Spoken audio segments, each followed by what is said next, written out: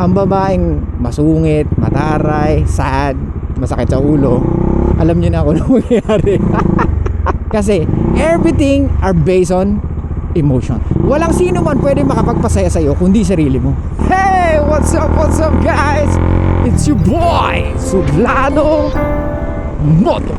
For today's vlog, let's talk about ang nag-comment sa ating YouTube. So ang sabi niya is, let's talk about naman daw yung hedonic adaptation. Nakakatuwa na may mga tao na malawak mag-isip. Yun yung mga alam mong may mga gustong malaman at matutunan. So sabi nila, hedonic adaptation is kahit anong mangyari sa buhay mo, negative or positive, you will always go back to your default mode. So ano ibig sabihin nun? So kahit tumama ka sa loto, mapasagot mo yung girlfriend mo na pinapangarap mo na babae, babalik at babalik ka kung ano yung default mo. So kahit gaano pa kataas yung happiness mo, babalik at babalik ka sa dati. So parang ganito yan. So kunyari, pupunta ka ng Singapore.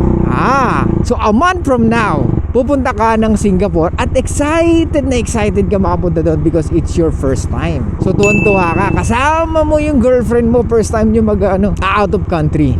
Yes naman, patay, pulot gata, lol. So, after a month, nung mismong araw na, nung flight nyo, nung nasa airport pa lang kayo, ang higpit na ng immigration, brad. Hindi ka na kaagad basta-basta pinapalabas. Ang daming hinihingi, ang daming tinatanong. Samantalang magbabakasyon ka lang naman. So parang ini-interrogate ka. So syempre, may iba yung mood mo, di ba? So, hedonic adaptation is, let's say nandun ka na sa Singapore at na-experience mo na ang Singapore. Dun mo marirealize na, ay, sa picture lang pala okay. Parang dapat sa picture ko na lang tinitignan. Yung parang nawala yung excitement mo. Kasi nung nandun ka, hindi naman pala ganun kasaya. Hedonic adaptation is you are looking for something na you will be happy outside yourself, or hindi na tawag na external happiness. Yan. Mahilig tayo dyan eh. Diba? Mahilig tayo dyan.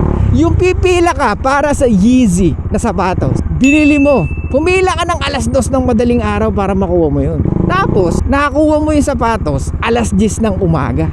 Puyat na puyat ka, pero tsinaga mo. Siyempre, you feel good. Wow, I feel so happy. Nakuha ko na rin. So, nung nakuha mo yung Yeezy, pag uwi mo ng bahay, merong nagsabi, kapatid mo, ang sabi sa'yo, yan na yun, pinila mo yan ng 2:00 ng madaling araw hanggang 10:00 ng umaga. Yan na yun.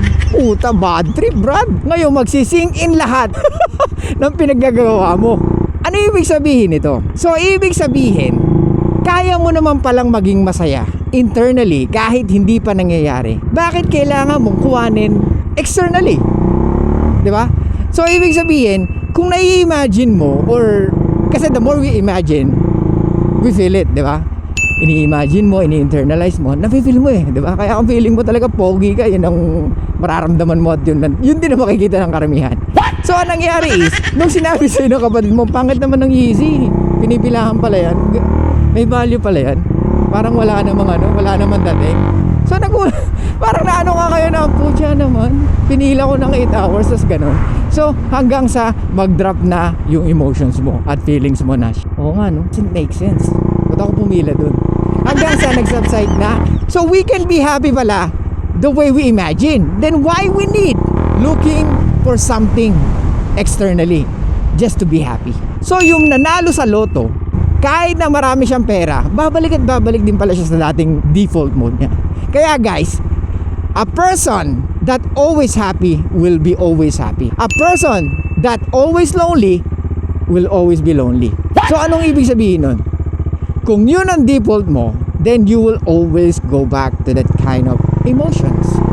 So kaya nga Brad, kung malulungkutin ka, puta, delikado. Kaya mag-isip-isip ka.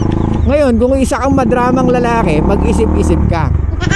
Ngayon, kung ikaw, yung lalaki na masyadong pa-imo-imo boy, kahit sino pang babae makasama mo, kung emo boy ka, yun ang makikita nila sa'yo. Kaya nga Brad, ang confidence, dapat i-internalize mo siya. Kasi at the end of the day, babalik ka rin pala sa dating ikaw. Muna tayo sa hedonic consumption. Let's say for example, itong motor. So excited ako nung binili ko tong motor na to. Siyempre, di ba? So yes, sabi ko magagamit ko na siya, makagala na ako kung saan saan, di ba? So that's a hedonic consumption. Binili mo siya and you are happy buying something. Tapos yung hedonic value naman, after mo mabili itong motor na to, hedonic value is happy ka sa service na nabibigay ng motor mo. Or every time na nakikita mo yung motor mo, you feel good. Gets? So kaya nga marami sa atin yung nagbibili ng motor tapos biglang ibebenta. Gets mo? So yun yung tinatawag na hedonic adaptation. Kasi nagsasubside yung emotions nila at bumabalik sa dati na hindi ko naman pala to kailangan. Mas okay pa pala yung ano sa akin. Mas okay na ako sa click. So that's hedonic adaptation. Bumabalik ka sa dati. Kaya nga guys, walang sino man pwede makapagpasaya sa'yo kundi sarili mo. Galing sa external is just a bonus. Pero kung talagang masaya ka, maraming tao, maraming pambili. Pero kung hindi talaga sila masaya, hindi sila magiging masaya. Gets mo? So, ganyan ang nangyayari sa atin. We want more. Dapat pala, less is more. Yung mga minimalist na tao dyan na wala ganong gamit, kumbaga stick lang sa, alam mo yun, kulay ng damit like black or white, puro yun lang. Sila pa yung mas maraming, syempre, mas maraming ipon. Guys, basahin nyo yung book na Minimalist. It's a book na matututo kang magtipid and at the same time, malalaman mo kung ano lang talaga yung kailangan mo sa buhay. Kasi, sa gamit daw natin, 15% lang yung talagang nagagamit natin. Actually, malaki na yung 15% eh. The rest are just a clutter. Hindi mo kailangan or sometimes tambak lang. Kaya sa inyo dyan, huwag kayong magtaka kung marami kayong gamit na hindi nyo nagagamit. Kasi everything are based on emotion. So ano ibig ko na naman sabihin dito?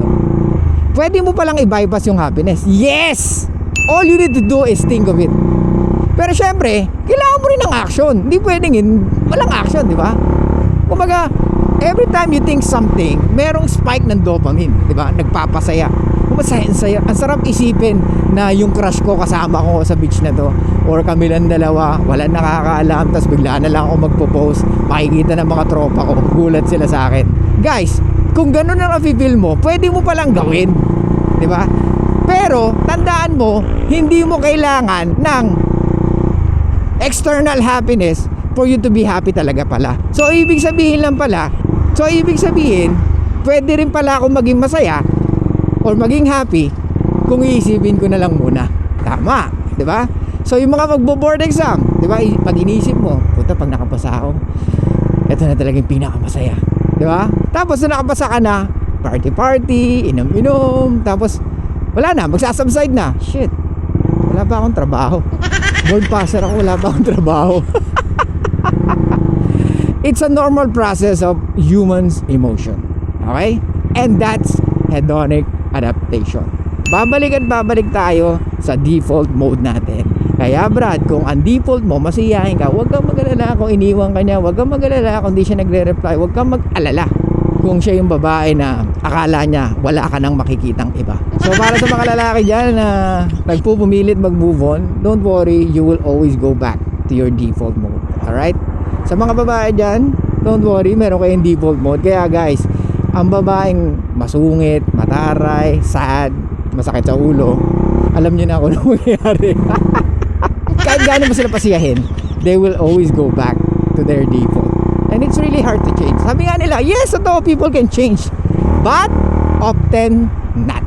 Okay? So yun lang guys, thank you so much. I'll see you guys next time. Bye-bye. Grabe, ang init oh. Tapat na tapat.